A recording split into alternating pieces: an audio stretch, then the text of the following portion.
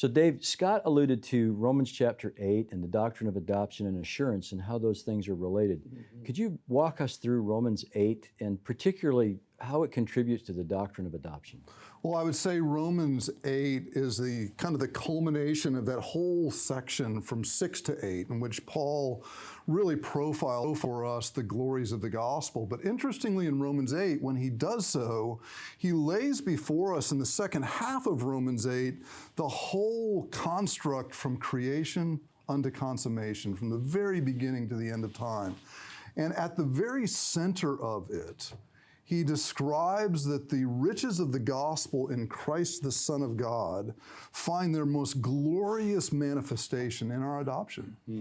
And he uses this motif of adoption, and Murray's really helpful on this, in which he describes how adoption in Romans 8:15 to 17, and then Romans 8:23, which uses the term huiothesia, adoption again, that he sees this as both already, we are fully adopted already, but at the resurrection of the body, that full transformation, that our complete transformation is the realization of our sonship, of being adopted sons of God. And that is another manifestation of our union. And it is so important for Paul that he will actually frame God's dealings with the whole of creation in view of that final day when we're resurrected and our adoption reaches its fulfillment as the day when everything is actually restored and renewed. And so there's a great interplay in Paul's theology of the first and last Adam here with creation and us being made in the image of God and as those who are children of Adam, who by grace through faith become children of God through the last Adam. And that motif actually is for Paul wonderfully summarized, and as Murray will say, the great zenith of our benefits in union with Christ is adoption. Wow, what a great exposition of that. Scott, as we're making our way through the book of Romans, we come to Romans 9, obviously, and the Romans 9 for folks in the Reformed tradition can kind of be assumed. We're used to it, we stand in wonder of it, but it tells us about the great doctrine of election and predestination. Can we just assume it? Does Romans 9 remain an important passage for us to be conversant in, to return to? And maybe talk to us a little bit about how John Murray handles it.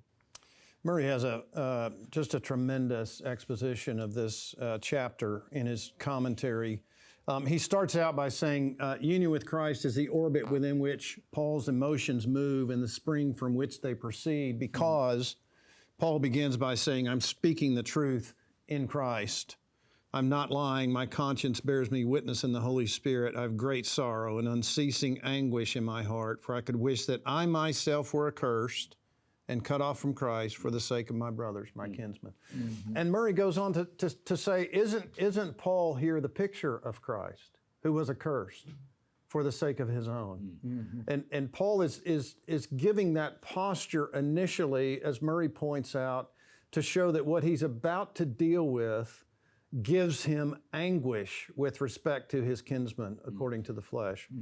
But then he goes on to say, and I don't think we can just assume this as Reformed people, because there's kind of a constant attack, may be too strong, but a constant nudging away, inching away of the full orb sovereignty of God as it's presented to us in Romans 9 by various people and scholars who want to affirm some kind of sovereignty, but not the absolute sovereignty that Paul gives us here. And Murray just has a fantastic way of bringing all this out. He recognizes that Paul is using Old Testament language, Jacob and Esau, that actually point to the nation. So you've got the Edomites.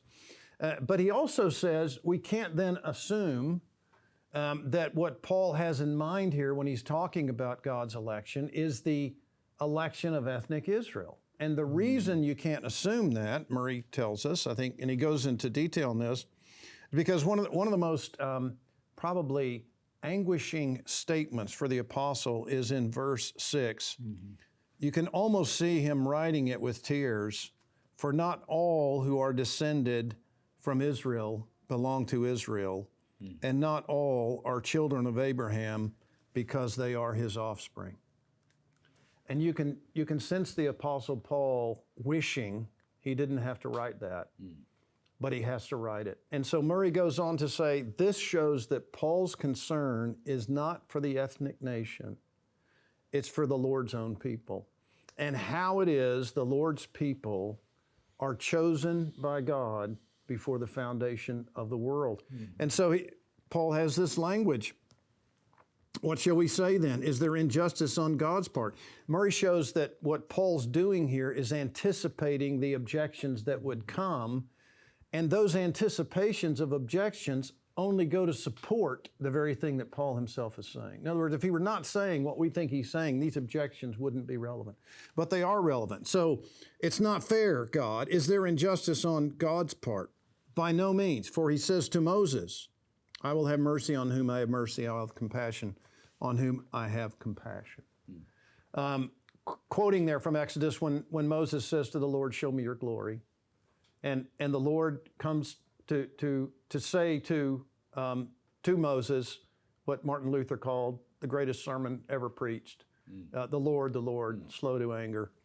And he says to Moses, you can only see my back. Don't think, Moses, that you have the ability to really peer into my glory because it would destroy you. And the structure of what Paul gives us here from Moses, I will have compassion on whom I have compassion. It's the same structure grammatically of I am who I am.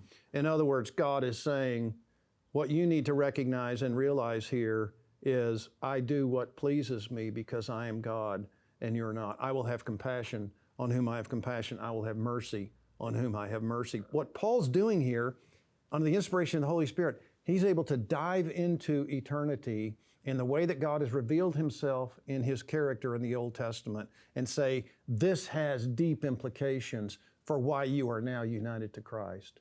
And it has to do with God's compassion on you. Verse 16, so then it, not they, it, what?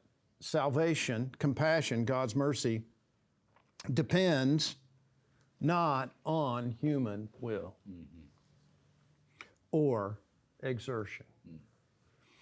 So, if we take the other Christian option that's available to us in current context in the history of the church, an Arminian, or what we sometimes might call a Molinist option, if we use the Catholic Molina, that option says that God's election depends on human will. And it's a very ingenious, articulate, even though errant and wholly wrong, way to understand what God is doing in eternity, never resonating with anything that Paul says, but simply presupposing that there's autonomous will, and therefore we have to interpret it this way. Paul says as clearly as it could be said under the inspiration of the Spirit, it simply does not depend on human will. It simply does not depend on human exertion. It depends on God who has mercy. And then Murray has an excellent way of showing how we ought to think about the fact that God hardens Pharaoh's heart. And he actually harkens back to Romans 1. God gives Pharaoh over to the devices of his own heart in such a way that his heart will inevitably be more hardened. What is that? That's Romans 1. You want sin? I'll give you sin and more sin. So Murray's point is, God is not creating something new in Pharaoh by hardening his heart. God is lifting the restraints of the already hard-hearted Pharaoh to make that heart harder in Pharaoh. And he has this wonderful way of explaining these kinds of things. And then, that final question, why does he still find fault, for who can resist his will, is answered with a question. See, so that's the question. Well, if God determined, then not my fault, his fault. Paul's answer to the question is a question, who are you to answer back to God? And again, Murray has a wonderful way of showing how this, Paul's notion of God being the creator, the sovereign creator, and the one, therefore, who alone has the right to do with his creation what he wants to do, how that goes all the way back to the Old Testament. The Jews should have understood it. We should understand it. The point is, the question is meant to bring us to what it brought Job to, it's time to put your hand over your mouth and to be quiet, because God is God and you're not. And see, some people would say here, well, God, the question isn't answered. Well, the question is answered, but it's answered with a question. The question, to put it sort of bluntly, is who do you think you are? You need to realize who you are in light of who God is and what He's done.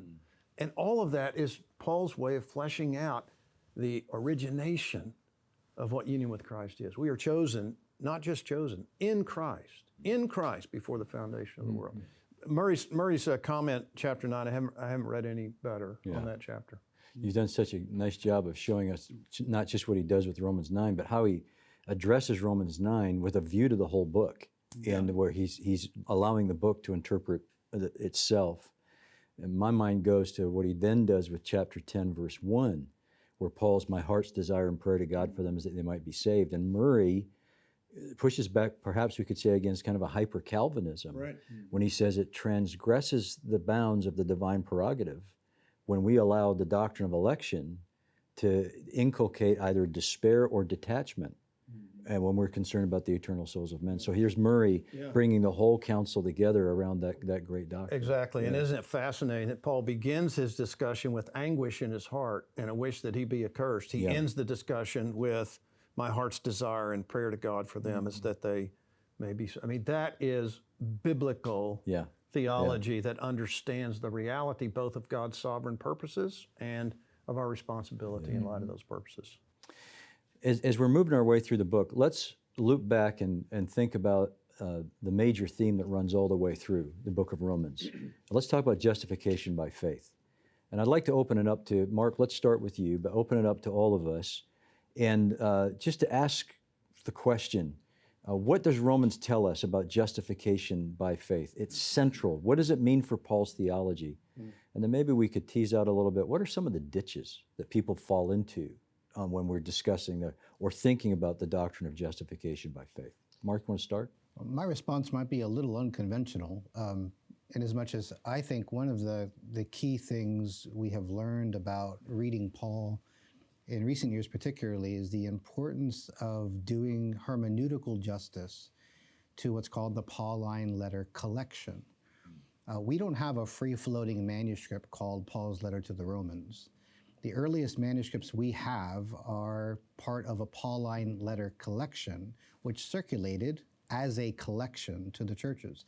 In fact, there's evidence that it originally circulated as a 4-book collection, and then as Paul's ministry continued and he wrote more epistles, they were added to a growing Pauline letter collection. Why that's important is that Romans is always the first book in the Pauline letter collection, which is to say it seems to function hermeneutically as a portal into Paul's teaching.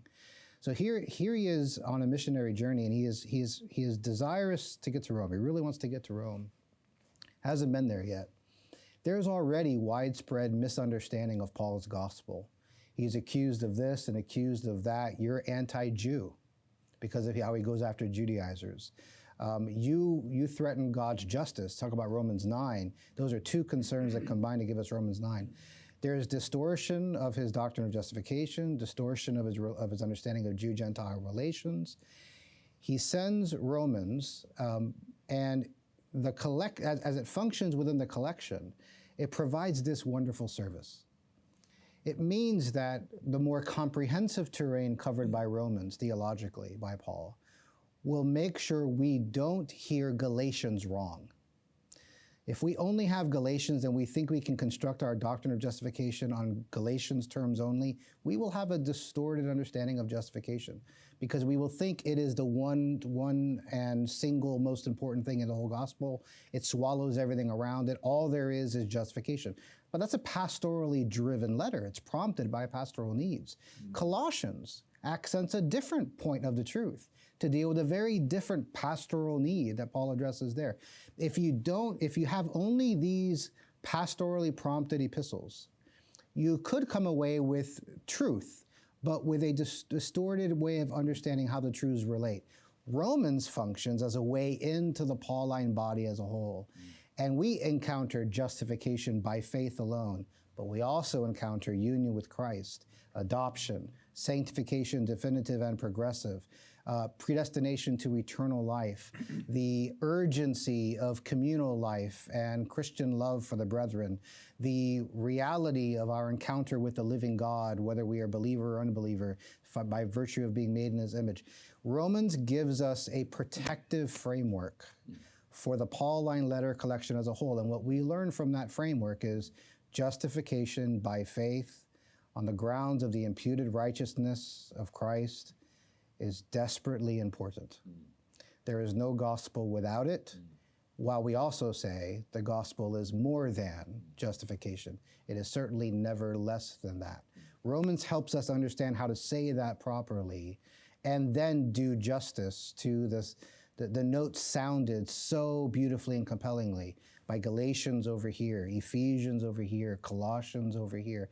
That's an extraordinary service in God's providence that Romans serves for the church's reading of Paul. Yeah, thank you for that. What are some of the ditches that we fall into with justification by faith? Well, certainly we've talked about one already in our last episode about antinomianism. If I'm forgiven and my guilt is completely covered, then maybe I should just go and live like the devil. Well, we've already talked about Romans 6 as well, because Paul is wanting us not to misunderstand the truths of the gospel. And I think it's interesting too, isn't it, that the true understanding of justification might tempt us to antinomianism. And so Paul is wanting us to understand, yes, I realize why your mind and heart might go there, but you get the whole Christ, and he has actually created or established that decisive breach with the power of sin, and you are united to him who is the Holy Son of God. I might also, just in terms of that broader question of justification, one of the themes that we talked about in the last episode as well, where Scott led us through Romans 1:18 and following, about the unfurling of the wrath of God. It leads to this crisis on the stage of history, is how is God ever going to forgive anybody and still be a just God? And in Romans 3, Paul talks about how God is both just and justifier of the wicked in and through his Son, Jesus Christ. And so one of the ways I think we would misunderstand justification would actually be to separate it out as a benefit that I'm going to hold on to and ignore the whole Christ. And that's a risk that I see is not just a potential risk, it is everywhere. Interesting. Yeah, you know, I was raised Roman Catholic, and so much of this resonates in my own experience. I mean, I was young and youngish, but still I had to go to Catholic school. I had to go to Mass multiple times a week, and it was drilled into me. And what you would hear in a Roman Catholic context is that this is a legal fiction. Unless it's infused, it cannot be a reality. That just goes back. How many times must we say this? It goes back to, you are united to Christ. If you're united to Christ, his righteousness is yours by virtue of imputation, not by virtue of infusion. Infusion would be lesser because it wouldn't be Christ. When we have Christ, we have more than. And that's what the Roman Catholic system won't allow for. I mean, there are a lot of things they won't allow for. This is just one of them. So I think helping people again understand the reality of union with Christ, who has accomplished redemption perfectly, there's nothing else that we would need. We don't, infusion, that's so little compared to what we have when we're united to Christ. That's a pitfall we don't even want to get to. And isn't it true that if it weren't the case that union with Christ is the context for our justification, justification would be a legal fiction. It would be a statement contrary to fact. Exactly. God would be calling us righteous when we are not. Yeah. And so if you see justification as causing union with Christ, for example, union with Christ is just one of the benefits of justification, we're in really dangerous territory. Now we have, in fact, created a legal fiction possibility. Exactly. And a fiction among other benefits, I might add as well.